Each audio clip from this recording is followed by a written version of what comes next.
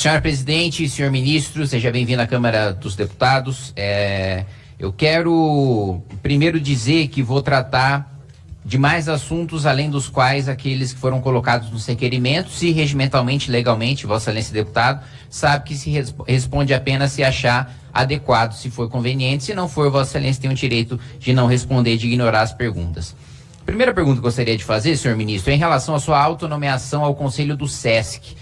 Vossa Excelência já possui aí um salário como ministro de Estado de R$41 mil e acumularia ali mais R$29 mil nomeando-se para esse conselho.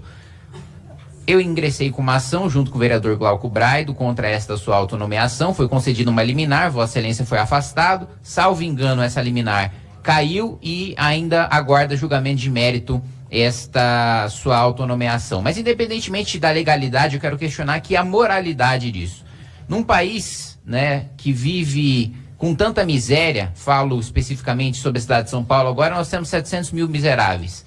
Se nós pegássemos apenas o salário, a remuneração que Vossa Excelência deve receber de R$29 mil como conselheiro ali do SESC, nós conseguiríamos tirar 50 famílias já da miséria na cidade de São Paulo. Vossa Excelência não acha que é uma contradição ou uma imoralidade acumular o salário de ministro com de conselheiro do SESC, receber R$70 mil, fazer parte de 1% mais rico da população com o dinheiro do pagador de imposto mais pobre? Esse é meu primeiro questionamento. Meu segundo questionamento, esse sim com relação ao requerimento que fizemos, Vossa Excelência fala bastante sobre a situação precária dos trabalhadores de aplicativos, E coloca sobre a necessidade ou sobre a vontade do Ministério de regulamentar essas relações de trabalho, eventualmente até impor a CLT nessas relações, como a Justiça do Trabalho fez recentemente, de tentar impor a CLT para o Uber e para outros iFood e outros aplicativos, tanto de transporte individual como de transporte de alimentos. Pois muito bem, uma pesquisa da Datafolha mostrou que 75% dos trabalhadores dos aplicativos não querem ter vínculo empregatício, não querem a CLT nas suas relações de trabalho. Portanto, eu pergunto a Vossa Excelência, se o trabalhador que, manifestando a sua vontade, não quer ser obrigado a pagar uma parte do seu salário para o governo, que é o que a CLT obriga, se o trabalhador não quer esse modelo defendido por Vossa Excelência e por setores da Justiça do Trabalho, por que impor goela abaixo do trabalhador uma regulamentação que ele não quer? Bem, primeiro, agradecer as perguntas do deputado. Em relação ao Conselho do SESC, é muito tranquilo.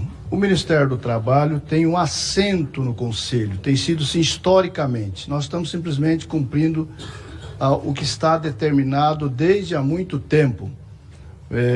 Se autonomeia ou nomeia alguém. Foi assim quando eu fui ministro lá em 2005 a 2007. E foi assim com os demais ministros que passaram. E eu não vi nenhum questionamento dos demais ministros. Portanto, faz parte do processo de representação do Ministério do Trabalho e Emprego no Conselho do SESC para observar e fiscalizar se o SESC está cumprindo as suas obrigações. Em relação ao trabalho precário de aplicativos, se nós estamos propondo forçar a CLT ou não, pode ter um debate que é importante, senhores e senhoras, nossos colegas, nobres colegas, atentar.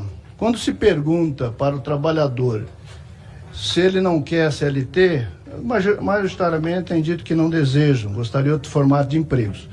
Mas desde que tenha 13º, férias, fundo de garantia, isto é CLT.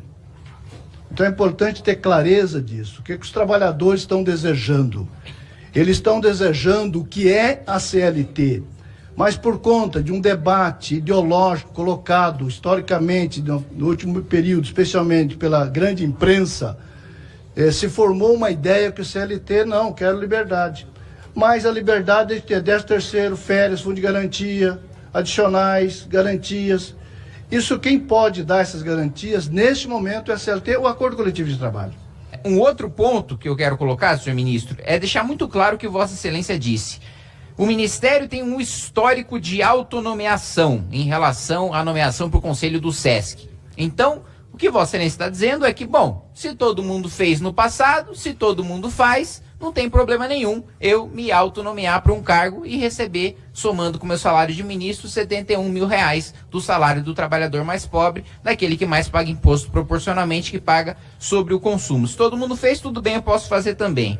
Outros não foram questionados. Aí eu preciso alertar a Vossa Excelência de que isso não é realidade. Eu questionei mesmo quando não tinha mandato, à época do governo Temer, ministros que se autonomeavam e acumulavam salários desses conselhos, e continuei questionando no governo Bolsonaro, continuei questionando no governo Lula agora.